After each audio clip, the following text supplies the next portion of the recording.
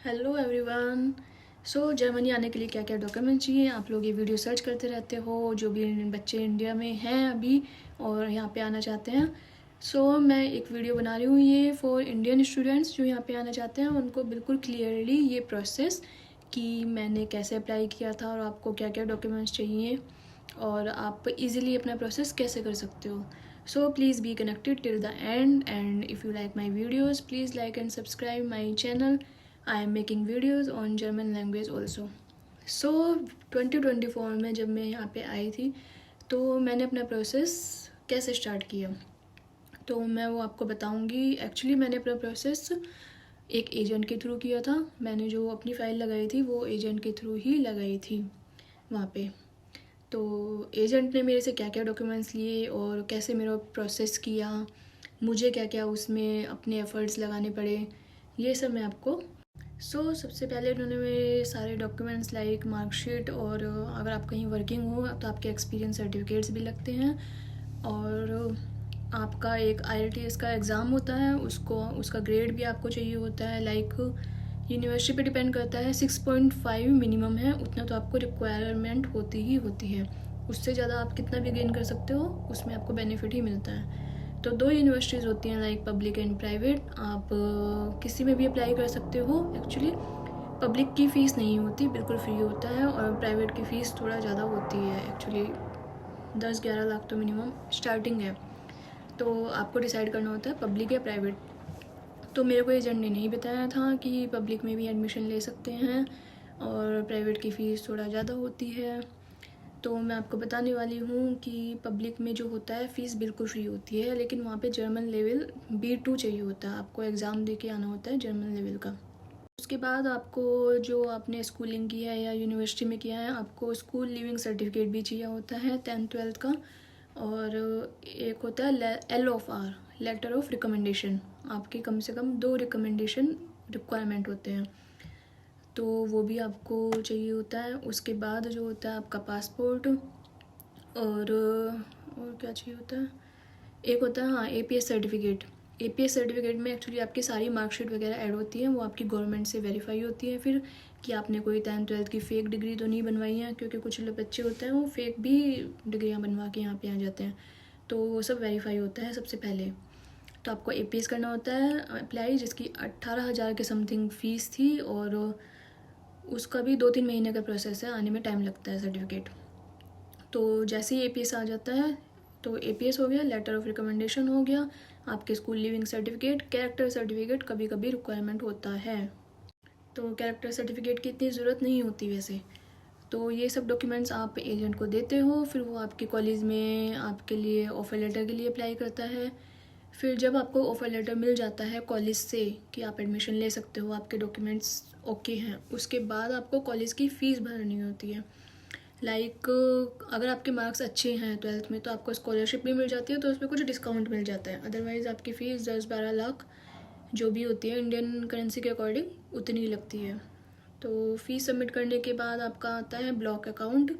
Block account में आपको 10 लाख तो मिनिमम करने होते हैं, क्योंकि 2 साल पहले उसकी फ़ीस 10 लाख थी, अभी वो शायद बढ़ के 11 लाख हो चुकी है, जो आपको अपने अकाउंट में ब्लॉक अकाउंट में फ़िक्स करने होते हैं, ताकि आपको उससे हर साल आपको एक्सपेंस के लिए पैसा मिलता रहे। तो ये सब अप्लाई करने के बाद आपका कॉलेज की फ़ीस हो गई, ब्लॉक अमाउंट हो गया, सारे डॉक्यूमेंट्स हो गए, APS हो गया। उसके बाद आपको ये सब करके वीज़ा का वेट करना होता है, जिसमें 1-1.5 महीना लग जाता है। कभी कभी वीज़ा जल्दी आ जाता है। मेरे टाइम में 1-1.5 महीना लग गया था। उसमें आपको कॉल आती है वीज़ा ऑफिसर की कि आपको आना है, वहाँ पे भी आपका इंटरव्यू होता है। जैसे आपका 1 घंटा भी हो सकता है, कभी कभी वीज़ा ऑफिसर पे डिपेंड करता है, कम भी होता है। मेरे टाइम में मेरा पूरा 1 घंटा इंटरव्यू हुआ था वहाँ पे वीज़ा ऑफिसर के साथ। तो वो आपकी पूरी डिटेल पूछता है मेरे से, सारे उसने सब्जेक्ट्स के नाम और जो भी मेरा एक्सपीरियंस था उससे रिलेटेड चीज़ें पूछी थी। उसके बाद उसने मुझे वीज़ा दिया था। तो मेरा वीज़ा ओके आया था फर्स्ट टाइम में, मेरा कोई उसमें रिजेक्शन कुछ नहीं था। मेरे IELTS के मार्क्स भी अच्छे आ गए थे, और तो मेरे को वीज़ा मिल गया, तो फिर मैं यहाँ पे आ गई थी। वीज़ा के बाद यहाँ पे आने के बाद भी आपको एजेंट, लेकिन आपको ये, और हाँ एक चीज़ और, वीज़ा अप्लाई करने से पहले आपको CV भी बनाना होता है अच्छा, और CV और एक होता है आपकी SOP, वो भी आपको प्रिपेयर करनी होती है। वैसे तो एजेंट जिस बात के पैसे लेते हैं उनको बना के देना चाहिए, लेकिन मेरे एजेंट ने मेरे टाइम पे मुझे नहीं दिया था। उसने लास्ट डे पे मुझे बोला था आप SOP बना के मुझे दे दो तो मैं आपका अप्लाई कर देती हूँ। तो उसमें भी काफ़ी आपको अच्छे से बनाना होता है, कोई उसमें आपको गलती नहीं होती, क्योंकि वीज़ा ऑफिसर वो अच्छे से चेक करता है कि आप क्यों जाना चाहते हो, क्या पर्पज़ है आपका, किस बेस पे स्टडी कर रहे हो, आगे आपका क्या फ्यूचर है, वो सब आपको उसमें डिटेलिंग में लिखना होता है कि आपका क्या प्लान है स्टडी के बाद। ये सब आपको SOP में मेंशन करना होता है, आपने पुराना क्या स्टडी किया, आप क्या पढ़ने जा रहे हो और आपका पर्पज़ क्या है आगे लाइफ में। तो ये सब अप्लाई करने के बाद वीज़ा आ जाता है। वीज़ा आने के बाद यहाँ पे भी आके बहुत सारे डॉक्यूमेंटेशन होते हैं जो आपको आपका एजेंट इंडिया में नहीं बताता, लेकिन यहाँ पे भी बहुत प्रोसेस है। यहाँ पे आने के बाद सबसे पहले एकोमोडेशन होती है, आपको अपना रूम खुद सर्च करना होता है, जो कि आप इंडिया से भी कर सकते हो, लेकिन यहाँ पे बेटर होता है। मोस्टली क्या होता है, हर किसी का कोई ना कोई नोन टू होता है अब्रॉड में, तो आप उनके थ्रू अपना रूम सर्च कर सकते हो और रूम आप अपना वीडियो कॉल पे देख सकते हो। और यहाँ आने के बाद भी आपका सिटी रजिस्ट्रेशन होता है। ब्लॉक अमाउंट जो आपने ओपन किया उसके लिए यहाँ पे अलग से लोकल अकाउंट भी ओपन करना होता है आपको। ये नहीं कि आपने ब्लॉक अकाउंट कर दिया ओपन तो आपको पैसे मिलने चालू हो गए, ऐसा नहीं होता। और आपको यहाँ पे आके अपना लोकल अकाउंट करना होता है, सिटी रजिस्ट्रेशन और भी काफ़ी सारे डॉक्यूमेंट्स होते हैं जिसके लिए मैं अलग से वीडियो बनाऊँगी। आपको कम से कम 1 महीना लग जाता है। आपको यहाँ पे आप आके आपको सिम भी लेना होता है, क्योंकि इंडिया का सिम काम नहीं करता, ओनली आपको एयरपोर्ट तक ही काम करेगा। तो आपको यहाँ पे आके भी बहुत सारी चीज़ें होती हैं जो कि आप मेरी इस वीडियो से या मैं नेक्स्ट वीडियो बनाऊँगी, अगर आप कहोगे तो मैं उसमें डिटेल में बता सकती हूँ यहाँ पे आके क्या क्या प्रोसेस होता है। ओके, तो ये सब डॉक्यूमेंट से ये सब प्रोसेस था जिसमें कि 5-6 महीने या 3-4 महीने लग जाते हैं। मेरे केस में जल्दी हो गया था क्योंकि मेरे डॉक्यूमेंट्स ओके थे सब। फिर उसके बाद आपकी कॉलेज स्टार्ट हो, आप यूनिवर्सिटी में जाते हो, वहाँ भी आपको जाके रजिस्ट्रेशन करना होता है, जो कि आपको आपका मे भी कि कोई गाइड करता है, आपको नहीं करता। आपको खुद यूनिवर्सिटी जाके अपना एनरोलमेंट करना होता है, एनरोलमेंट सर्टिफिकेट लेना होता है। देन आप अपना आपका एक अलग से पोर्टल होता है, उसमें आपको खुद चेक करना होता है कि आपकी क्लासेस कब कब से स्टार्ट हो रही हैं। जैसे मैं जब आई थी तो 1 महीने के बाद मेरी क्लासेस स्टार्ट हुई थी। पहले मेरा फ्री टाइम था, मुझे बोला गया था कि मेरा 11 से स्टार्ट है सेशन, लेकिन वो अगले महीने जाके स्टार्ट हुआ था। तो वो सब भी आपको देखना होता है। और कॉलेज में भी आपका एक टेस्ट होता है, मेरा इंग्लिश का टेस्ट हुआ था यहाँ पे अलग से। उसमें भी वो चेक करते हैं कि आपकी इंग्लिश अच्छी है या नहीं। जैसे कुछ बच्चों की इंग्लिश अच्छी नहीं थी तो यहाँ पे उनको इंग्लिश की भी क्लासेस दी गई थी, ये भी एक ऑप्शन होता है। तो मेरा तो क्लियर था, मेरी इंग्लिश की क्लासेस नहीं हुई।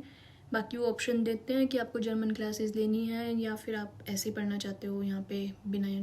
जर्मन के लिए मैंने तो प्राइवेट क्लासेस ली थी, मैंने कॉलेज से नहीं ली थी, क्योंकि मैं आते ही जर्मन क्लासेस नहीं ले पाई थी।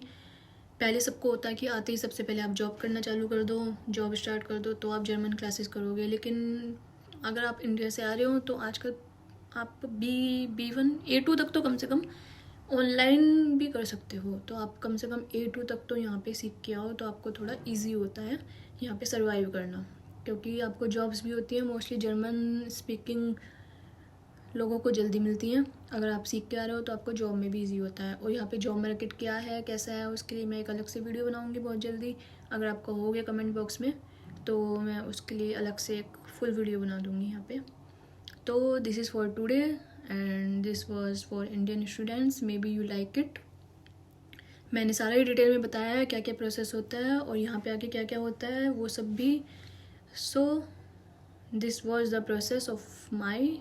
क्योंकि मैं जब यहाँ पे आई थी मैंने भी आने से पहले बहुत वीडियो सर्च की थी, लेकिन इतना डिटेल में मैंने कोई वीडियो मेरे को नहीं मिली कि किसी ने मुझे इतना डिटेल में बताया हो कि यहाँ पे आने के बाद क्या प्रोसेस होता है और मेरे को वहाँ से क्या क्या अप्लाई करना है अगर मैं एजेंट को रीचेक करना चाहती हूँ।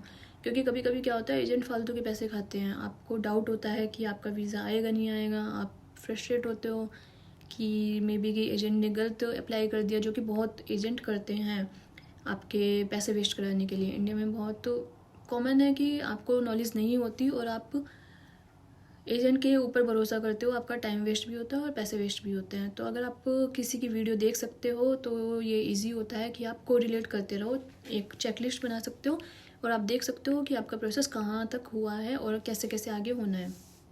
ठीक है, तो यही था आज के लिए। ये वीडियो में भी कि यूज़फुल हो, आप देखोगे किसी के पास ये वीडियो पहुँचेगी तो आप इससे चेकलिस्ट के थ्रू कोरिलेट कर सकते हो।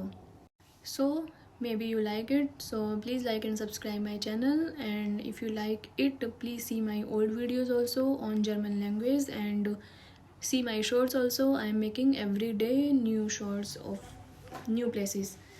So till then, bye and take care, and please write something in comment box that do you like it or not, and on which topic do you like me to make the videos on different day. So thank you for subscribing me and liking me. Till then, take care and bye, and please make a note of all these documents, and please be connected with your agent if you are doing it through that. And if you are doing it yourself, अगर आप कुछ लोग बच्चे अपने आप भी apply करते हैं तो भी आप एक चेक लिस्ट बना के आप ये सब चीज़ें नोट डाउन कर सकते हो. So this was for today. I am going to end this blog. Till then, bye and take care, and thank you for watching me till the end. Hope you like it.